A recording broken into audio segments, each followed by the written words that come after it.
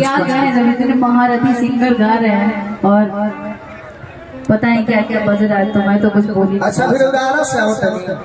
हाँ, मैं दर्शन करने गई थी।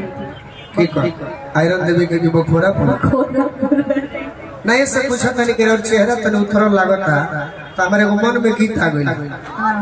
सुनाई भाई। हाँ हाँ बिल्कुल। के करम बनवलुहा अरे मोहनिया ये गोरी, के करम बनवलुहा अरे मोहनिया ये गोरी, अरे तो कहला सराई लहा ओढ़निया ये गोरी।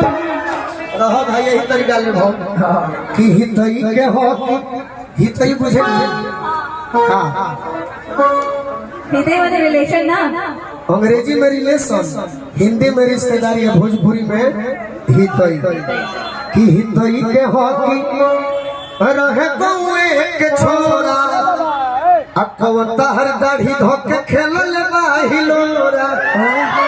यही तो आरा का ही था। वो तो जानते बनी कौन सुगवा के बनलू, अब हम का जानी आरा कर रहे कि छपरा कर रहे। कौन सुगवा के बनलू अरे सुगनिया ये गोरी, आरा जी लगा कहला सराई लहा ओढ़निया ये गोरी। और का के बसमाई तहर दिलवा के अंदर अगुलुआ रहे कि होन जखनी जितेंद्र, लागे झूठ भइल बरतनिया ये गोरी। मजा आता भाई बिना म्यूजिको के नो। अरे तो कहला सराई लगा ओढ़निया ये गोरी। वही जो आप सोच रहे हैं, आप ही से तो मिलके आ रहे हो अभी। सिवान में सिवान, हाँ सिवान में ही। एक और गाना हम राउत चेहरा देख के बताइए कि पति के मरो।